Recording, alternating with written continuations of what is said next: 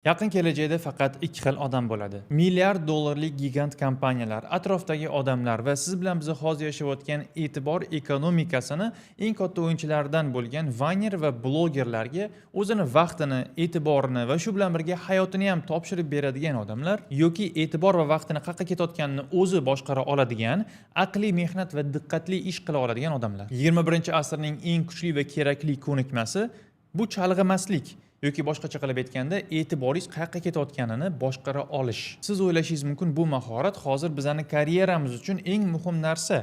Rostdan ham e'tiborim qayerga ketayotganini har doim boshqara olsam, nafaqat o'z ish joyimni yo'qotmayman, balki mendan ancha kuchliroq bo'lgan ekspertlardan ham oldinga o'tib ketishim mumkin. Va siz to'g'ri aytgan bo'lasiz.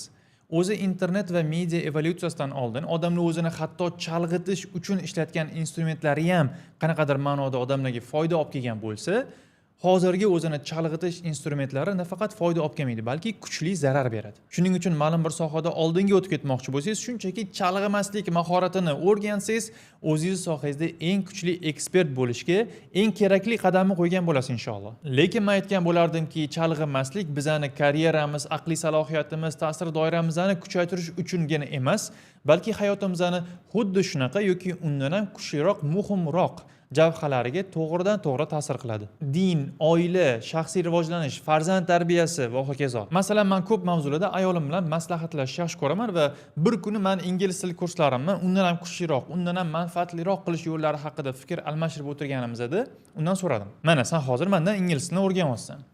Ha, qanchalik ajoyib eshitilinsa ham, o'zimni ayolim bo'lib turib, mendan ingliz tilini onlayn o'rganadi. Xullas, men seni ering ekanligimni esingdan chiqargan holda shunchaki xolis fikringni ayt. Kursimizni nima qilsam, undan ham osonroq va silliqroq qilgan bo'lardim deb so'radim. Ayolimning javobi nima bo'lganini sizlarga qanchalik aytishni xohlasam ham ayta olmayman. Chunki u javob berganida men uni oldida emas edim. Yo'q, jismonan oldida edim, lekin ayolimga javobichalik muhim bo'lmagan telefonimdagi qaysidir odamning savoliga javob berish bilan band edi. Shunaqa muhim va qimmatbaho momentni shunchaki havoga uchirib yubordim. U momentda muhimligi meni ayolim menga bermoqchi bo'lgan maslahatda emas. Yo'q, shunchaki telefonimdagi millionta xabarlardan u meni e'tiborimga ko'proq loyiq ekanligini ko'rsatib bera olish edi. Va o'sha safar men qo'pol qilib aytganda kalla qo'ydim. Nima uchun? Chunki e'tiborimni jamlolmay qoldim. Boshqacha qilib aytganda chalg'idim. Va bu qanaqadir oylar, yillar ichida kamdan kam uchrab turadigan holat desam, xolis bo'lmagan bo'laman.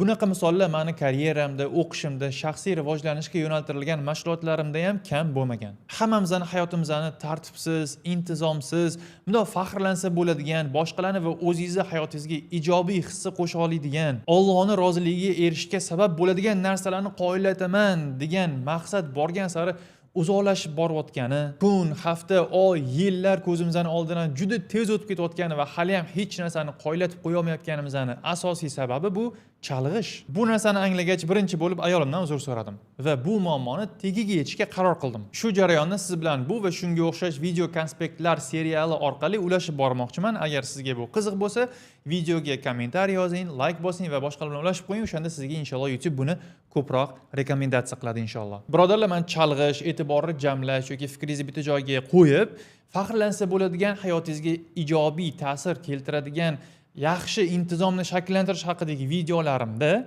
ko'pincha men bu mavzuda o'qigan kitoblarim, podkastlarimdan olgan fikr va argumentlarni keltiraman.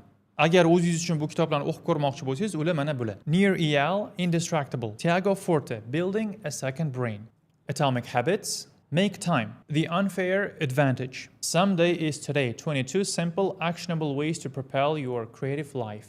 Essentialism. Why we sleep. Unlocking the power of sleep and dreams. Matthew Walker. Uxlash haqida nima bilmoqchi bo'lsangiz, shu kitobni o'qish maslahat beraman. Juda yaxshi yozilgan, vallohu alam. Dopamine Nation. Finding Balance in the Age of Indulgence. Cal Newport's Deep Work kitobi, menimcha o'zbek tiliga ham tarjima qilingan, juda ham mashhur, foydali. Ryan Holiday'ning The Obstacle is the Way va Ego is the Enemy kitoblari bu yerda amaliy maslahatlar kamroq bo'lsa ham, lekin to'g'risi foydali bo'lgan. The Productivity Project va The Power of Habit. Menimcha The Power of Habit o'zbek tiliga ham tarjima qilingan-da, vallohu alam. Bundan tashqari juda ham ko'p soatlab ko'rilgan podkastlar va o'zimning hayotimdan kelib chiqqan tajribalar. Balki siz bu videoni ko'rayotganingizda katta ehtimol bilan bu kitoblardan va podkastlardan boshqa foydali manbalardan foydalanishga harakat qilayotgan bo'laman va sizga ham shu narsani maslahat qilaman. Faqat bular bilan cheklanib qolmang, har doim izlanishda bo'ling. Indestructible kitobini boshida Nir Eyal Yunon mifologiyasini esga oladi. Va shuni birinchi marta o'qiganimda, shu o'ylab topilgan xudolarni qo'shmasada degan edim. Va hali ham shu fikrdaman. Lekin keltirgan analogiyasi qiziqarli bo'lgan.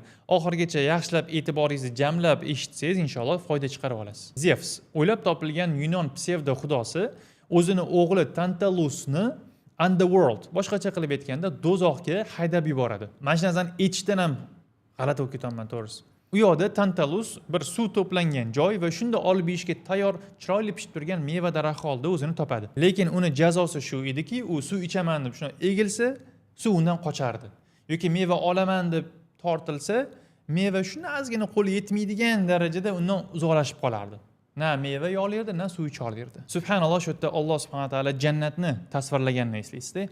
Va zullilat qutufuha tazlila. Jannat Qur'onda shunaqa tasvirlanganki, siz bitta meva daraxt ko'rdingiz-da, mevasini yegingiz kelib qoldi. Endi uni tortilaman, yeyman desangiz, o'sha daraxt mevasi o'zi sizga egilib beradi. Siz kuchli harakatdan qo'rishingiz shart emas, o'zi sizni oldingizga keladi. Subhanalloh. Alloh hammamizni Jannatul Firdavsda jamlasin. Anyway, Tantalusning jazosi shu bo'lgan ekan. Suv ichaman desa suvdan qochadi, meva yeyman desa meva undan uzoqlashadi va cheksiz shu narsani orqasidan quylab yuradi, lekin yetisha olmaydi. Ingliz tilidagi tantalizing degan so'zni kelib chiqishi ham aynan shu Tantalusning hikoyasidan, Yunon mifologiyasidan olingan. Ha. Ya'ni tantalizing degani bu sifat juda ham chiroyli, yoqimli, lekin erishib bo'lmaydigan narsani tasvirlaydi. Undan keyin Nir Eyal ikkita so'zni bir-biridan aniq qilib ajratib oladi. Ikkalasini ham ta'rifini beradi. Bittasi traction, ikkinchisi distraction. Bizga osonroq bo'lishi uchun o'zbek tilida buni biza diqqat va chalg'ish deb aytamiz. Belgilab olamiz. Diqqat yoki diqqat bilan qilingan ish bu sizning maqsadingizga erishishga olib boruvchi har qanday sabab. Chalg'ish bo'lsa, sizning maqsadlaringizdan uzoqlashtiruvchi har qanday sabab. O'shaning uchun har doim aytiladi, maqsadlarni aniq-tiniq qilib belgilab olish juda ham muhim. Chunki siz foydali deb o'ylayotgan mashg'ulot aynan siz uchun, sizning maqsadlaringiz uchun chalg'ish bo'lib kelib chiqishi ham mumkin. Masalan, aytaylik, sizning maqsadingiz, hozirgi maqsadingiz oilangiz va farzandlaringiz bilan munosabatlaringizni yaxshilash deylik. Shuning uchun siz ular yaxshiroq yashashi uchun ko'proq ishlaysiz, mehnat qilasiz. Ish vaqtingiz 6 da tugasa ham siz 10 gacha ishda qolasizda ishlaysiz, чтобы sizni xo'jayiningiz sizdan rozi bo'lsin va ko'proq pul bersin. Lekin sizni oilangizga ko'proq pul, yangi telefon, kattaroq uy, yiliga 2 marta sayohat qilib kelishlik kerak emas. Siz keraksiz. Demak, bu yerda hozir chalg'ish, ko'proq ishlashga harakat qilib, ko'proq pul topishga harakat qilish bo'lyapti. O'z-o'zidan yaxshi narsa bo'lsa ham bu o'zi. Lekin diqqatli ish oilangiz bilan vaqt o'tkazish bo'lyapti. Ya'ni maqsadingizga nima olib borayotgan, nima uzoqlashtirayotganini aniq-tiniq qilib belgilab olish kerak. Diqqat bilan chalg'ishni tanib olish kerak. Ya'ni ishlash, mehnat qilish o'z-o'zidan yaxshi narsa bo'lsa ham, sizni maqsadlaringizdan uzoqlashtiruvchi chalg'ish bo'lib kelib chiqishi ham mumkin ekan. Yoki teskarisi, kun bo'yi uyda o'tirib, oilangizni boqishga harakat qilmasdan, rizq kelishining sabablarini qilmasdan, men oilam bilan vaqt o'tkazyapman, oilamga vaqt ajratyapman deb aytish ham maqsadlaringizdan uzoqlashtiruvchi chalg'ish bo'lib kelib chiqishi mumkin ekan. Shuning uchun maqsadlaringizni aniq, tiniq qilib qo'yib olish juda ham muhim, lekin bu haqida alohida bitta video qilamiz inshaalloh. Diqqat va chalg'ish holatlari ham o'z-o'zidan paydo bo'lib qolmaydi albatta. Ikkalasini ham, ya'ni chalg'ish holatini ham, diqqat holatini ham yoki tashqi yoki ichki triggerlar keltirib chiqaradi. Ichki triggerga misol uchun xafasiz yoki zerikdingiz. Miya siraza sizni eng ko'p dopamin beradigan mashg'ulotingizga haydaydi. Kimdirlar uchun bu kitob o'qish bo'lsa, kimdirlar uchun bu porno qaramlik, ba'zilar uchun bu sport bo'lsa, boshqalar uchun qimor yoki TikTok, Instagramda soatlab befoyda videolar ko'rish. Lekin dopamin haqida alohida videoda gaplashamiz inshaalloh. Obuna bo'lib qo'ying, uni ham o'tkazib yubormaslik uchun. Tashqi triggerlarga juda ham ko'p misol berish mumkin. Hatto o'zingiz ayolingiz ham yoki hayotingizning eng shirin qismi bo'lgan farzandingiz ishlayotganingizda chalg'ishingizga sabab bo'lishi mumkin va katta ehtimol bilan bo'ladi ham. O'shaning uchun erkaklar ko'pincha uyda ishlamasligini maslahat beriladi. Yoki bloklanib turgan telefoningizni shunchaki oldingizda turishini o'zi ham sizga tashqi triggerning rolini o'ynashi mumkin. Hozir biz sizlar bilan yashayotgan davrni boshqalardan ajratib turuvchi xislati bu chalg'ituvchi instrumentlarni yoki triggerlarni o'ta ko'payib ketgani. Lekin ular har doim bo'lgan, har bitta davrning o'zini chalg'ituvchi instrumenti unaqa yoki bunaqa ko'rinishda bo'lgan. Bir necha dekada oldin odamlarni zombilashtiruvchi televideniyadan shikoyat qilishgan bo'lsa, undan oldin bu komikslar bo'ldi, uyali telefon, radio, hatto shunaqa davr bo'lganki, kitob odamlarda espaslikni keltirib chiqaruvchi instrument deb atalgan. Karl kitob chalg'itish instrumenti bo'lgan davrda odamlarning diqqat qanaqa bo'lgan ekan deysiz. O'sha odamlar bizani chalg'itish devicelarimizni ko'rsa nima der ekan bilmadim. Shu narsalarni o'qiganimda Imom Buxoriy, Imom Termiziy va boshqa muhaddislar 100 minglab hadislarni sanadi bilan, sanadini tartiblari bilan tochka virgullarigacha aniq-tiniq qilib yodlab qolishganligisini tasavvur qila olmayman endi. Chalg'ishimiz bizga qanchalik qimmatga tushayotgan ekan. Chalg'ishsiz, diqqatli muhitda nimalarga erisha olayotganmiz? Hozirgi chalg'ishga to'lib ketgan dunyoda eng ko'p pul to'lanadigan sohalar kreativlik, muammolarga yechim topish, innovatsiya va boshqa faqatgina diqqat bilan qilingan ish bilan erishsa bo'ladigan aqliy mehnatni o'z ichiga oladi. Diqqatsiz ishlab, o'qib, umuman chalg'ish holatida yashab, biza Allohning izni bilan nimalarga erishishimiz mumkinligini, qanaqa cho'qqilarga chiqishimiz mumkinligini bilmay o'tib ketyapmiz. Farzandlarimizchi qanaqa qilib ular rivojlana oladi, qanaqa qilib nimalarga erishadi agar bitta narsaga e'tiborini saqlab o'tira olmasa?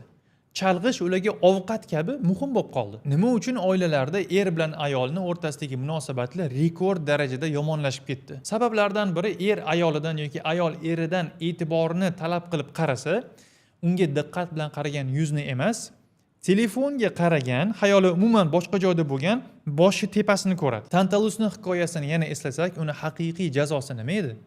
Yo'q, cheksiz och yurish yoki chanqoqlikda yurish emas, chunki Yunon mifologiyasida ular o'ylab topgan mifologiyada do'zaxga tushgan odamni qorni ochmaydi, chanqamaydi. Uni haqiqiy jazosi u shuncha intilayotgan meva yoki suv unga o'zi kerak emasligini bilmasligida. U cheksiz o'ziga zarur bo'lmagan narsalarga chalg'ib, ularga intilishi va bu bilan jazolanayotganini bilmasligida. Biz ham shunga o'xshash holatdamiz deb o'ylayman.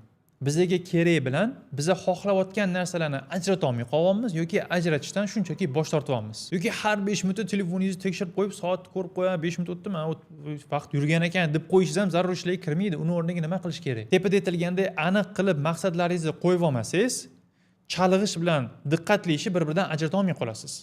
Men chalg'imasligim kerak deganida, nimadan chalg'imasligingiz kerakligini belgilab olishingiz kerak-ku. Keyin bir hafta davomida bitta eksperiment qiling.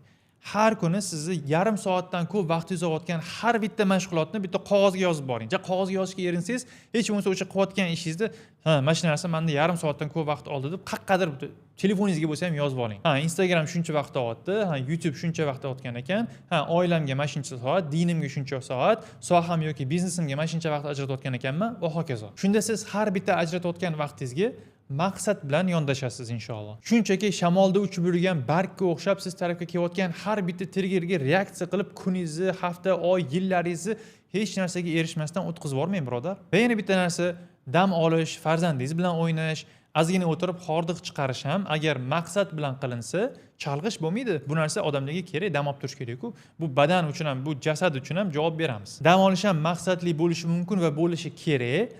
Albatta undan keyin oldingizda turgan boshqa aqliy mehnat yoki boshqa ish, diqqatli ishlarni qilishingiz uchun dam olish va burnout bo'lib qolmasligingiz uchun. Bu videoda diqqatli ish va chalg'ishning farqi va ularni hayotimizdagi o'rni haqida gaplashdik. Keyingi videoda chalg'ish degan tushunchaga umuman boshqa nazardan qaraymiz va nimaga sizni telefoningiz, sizni muammolaringiz yoki chalg'ish manbaingiz emas ekanligini sizga isbotlab beraman inshaalloh. Va albatta siz hayotingizga tatbiq qilsa bo'ladigan amallarni ham inshaalloh etib o'taman. Agar karyerangiz, o'qishingiz, oilangiz, diningizni isloh qilmoqchi bo'lsangiz, birinchi o'rinda chalg'ish degan illatni tanib olib, u bilan kurashishni boshlash kerak. Birodarlar, video foydali bo'lgan bo'lsa, albatta boshqalar bilan ulashib qo'ying, like bosing va kommentariyada o'z fikringizni qoldiring. Inshaalloh keyingi videolarda ko'rishguncha, barakallohu fikum. Assalomu alaykum va rahmatullohi va barakatuh.